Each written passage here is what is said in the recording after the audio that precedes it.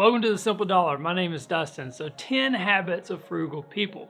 That's what we're going to cover in today's video. If you're new to the channel, welcome to the Simple Dollar. We do videos on everything from personal finance to investing to essentially anything related to your money.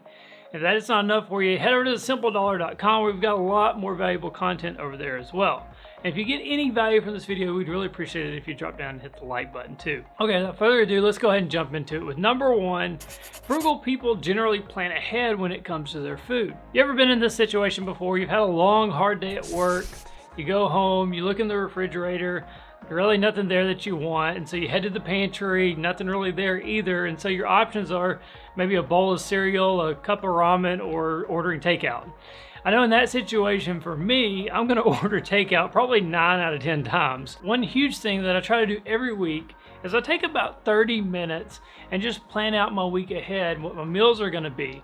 I plan out my lunches, I plan out my dinners. I have some easy meals so when I have a hard day and I get home late, I can just quickly whip something up in like 10 minutes. And then I have some more elaborate meals that are gonna be a little bit better tasting, but may take me, 30 to 40 minutes to put together. But I plan all this out, and that way I don't have to think about anything. I've got a list of meals, I've got everything bought, everything prepared, so I can just come in and make the meal. So I'd say on average, I end up spending about 30 minutes a week, and that saves me probably $50 a week. Doesn't sound like much, but when you extrapolate that out, you're talking about $2,600 per year. If you want more tips on how to decrease your grocery bill, we've got a really good article down in the description below. Go check that out. So now with number two, frugal people generally buy in bulk when possible. So this is everything from toilet paper to deodorant to razor blades. Anything that's really a non-perishable good that you're gonna be using anyways. If you can buy it for cheaper in bulk, it's often better to go ahead and buy it and have it on hand. I know during college and even after college for a little while, I got in a really bad habit of going to the grocery store and buying just as little as possible. I wanted my weekly bill to be as small as possible. Even did it with gas, so I'd go to the gas station, I'd put $5 or $10 in my tank instead of just filling up. So what does that do? That means that you have to take repeated trips to either the gas station or the grocery store or wherever you're buying goods at. Instead of buying the jumbo roll of toilet paper, I'd buy the smallest package I could because I wanted to keep my cost low just for that week. That meant I ended up having to make repeated trips to go purchase these items, and then my overall average cost ended up being higher because my per unit cost was higher. Number three, frugal people generally take advantage of community resources. This is something that I do all the time. It's pretty typical for us on a Saturday afternoon to go down just to the local library and we can spend a few hours there reading books. When we go on vacation, one of the first things we always do is look and see what free museums are available that we can go and walk through. These are actually really interesting and fun things to do, and I don't really feel deprived. The trick with a lot of these items is there's no marketing budget for them, so you have to go out of your way to go find them.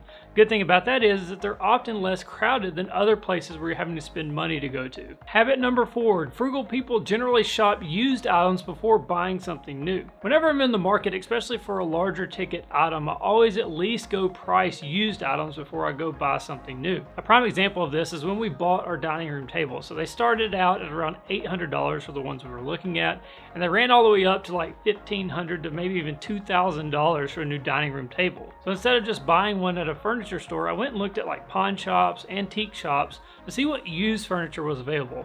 And amazingly, I got one for like $150 that was just as nice as like a $2,000 dining room table would be new. Now that doesn't mean that I buy everything used, like I would never buy a used mattress, I just couldn't bring myself to do that. But for a lot of items that don't really have sanitary or safety concerns with buying used, I'll at least price the used items to see if there's enough value in buying new to justify the price difference. Habit number five, frugal people generally think long-term with their finances. So the unfortunate reality for a lot of Americans is just living paycheck to paycheck. And it's often not an income issue, it's a lifestyle issue. They're either spending at or above what they currently are bringing in. One of the best ways I've found to make sure that you don't get into this cycle is to automate your finances. So automate your transfers over to savings and investment accounts. And if you're currently in this cycle of living paycheck to paycheck, check out the link in the description below for ways to break out of that cycle. Habit number six, frugal people seek out frugal friends. So there's a saying that you're the average of the 5 people you're closest to.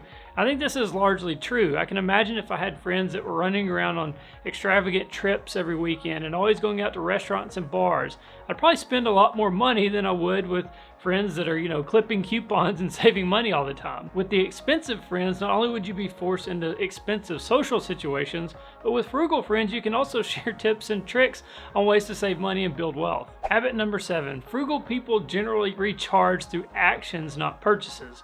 So retail therapy is a very bad thing for a lot of people. When something bad happens, you get stressed out, you had a long week of work. Where do you turn? Do you go for a jog? Do you go do some exercise? Do you read a book? Or do you hop on Amazon or go down to the local mall and buy something to make yourself feel better? The fact is that purchase is going to be a very temporary boost to your morale and ultimately is going to impact your budget for the long term. Habit number 8 is frugal people try lots of activities. So one thing that I like to do when we have a weekend where we don't really have anything planned, or maybe we're going on vacation and we're trying to decide what to do, is we make out a list of like 15 to 20 things that we may want to do. And we'll add on that list, things that cost a lot of money, things that are pretty cheap to do, and then some things that are completely free. And then we go through and try to narrow that list down to maybe 2 or 3 items that we really want to do. So what that does when you pare the list down is it allows you to compare items on a value basis. Is the expensive $200 meal really worth it? Sometimes it is, sometimes it isn't. Being frugal isn't necessarily about being cheap, it's about extracting value from the money that you spend. Habit number 9, frugal people generally find beneficial options. So going back to the grocery example, when I'm buying groceries and I have something that's going to have basil in it, I'll plan on having basil like 3 or 4 times that week. Finding multiple uses for individual items increases the value that you get from those items. I don't have a specific tool for cooking eggs. I don't cook eggs that often, and a skillet works just fine. The more specific an item is, the less value it possibly has. And then habit number 10, frugal people value reliability. This goes back to the cheap versus frugal idea. I see this with my dress shoes. So I spent $300+ on a really nice pair of dress shoes that had leather soles. Those dress shoes can be refurbished, I can put new soles on them, and they'll last probably a decade or more. You compare that with the cheap option of buying rubber sole shoes, where I was having to replace those every 1 to 2 years. So while the rubber soles may only be $100, I could spend $300 and get significantly more value out of those shoes, plus they look better. It really comes down to doing your research, doing your homework ahead of time to determine if the value is going to be worth the extra expense. And in the end, it all comes back to value. Are you getting the most value for the dollars that you're spending?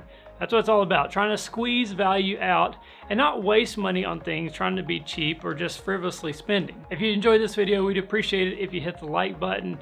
You can head over to simpledollar.com for more content. And for Simple Dollar, my name's Dustin. I look forward to seeing you again soon.